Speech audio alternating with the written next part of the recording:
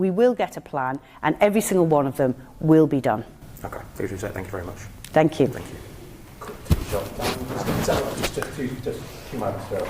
Does anyone ever say, you know what, you've done a good job because everyone else has sat on their and done nothing? No signs of that, no?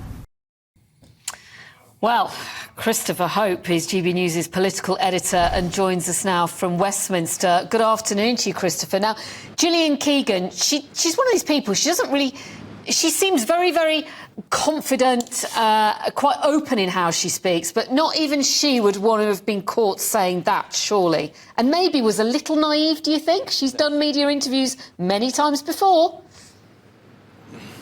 Don't talk honestly near a microphone could be the lesson from this for media studies students. But yeah, I mean, what a thing to say. Almost expressing the frustration maybe of parents, who's in charge, who's not sorting this problem out. As we spoke about an hour ago, these issues have been around for 3 decades now. Labour government was warned about it. Then the Tories cut spending during the COVID crisis on schools. And now this big crisis has happened, meaning many families have children at home, learning from home, as they did during the COVID pandemic. But she's out there trying to say, give me some credit. Well, that's hard really to justify, I think, because you know what, the short notice nature of these closures has left many parents scratching their heads. I mean, she may feel a bit isolated.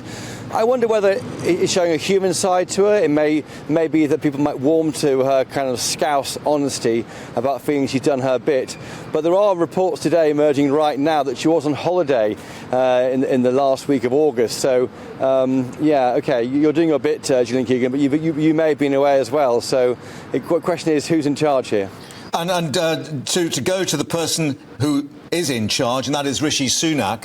Of course, he's come out to make the assertion that the problem's nothing to do with him, despite this top civil servant who was at the education department saying that he had slashed the repair budget to just 50 schools from the 400 that needed addressing. I mean, it really is starting to boil up to a major crisis for this government, with Gillian Keegan due, what, in about an hour and 20 minutes, maybe to face questions in the Commons behind you.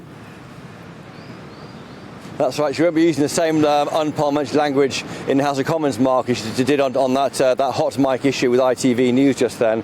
But that's right. I mean, there is an issue here for Mr Sunak. He was Chancellor when they cut spending on repairing these buildings from £765 million a year in 1920 to just £416 million by 21-22. Of course, that period covers the COVID pandemic, when the government diverted resources towards trying to find a cure, or not a cure, but a vaccine to help treat people hit by COVID. So you can see why it happened.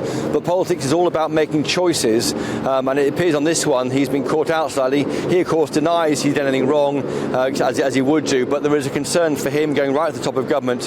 Why wasn't this prioritised more and earlier?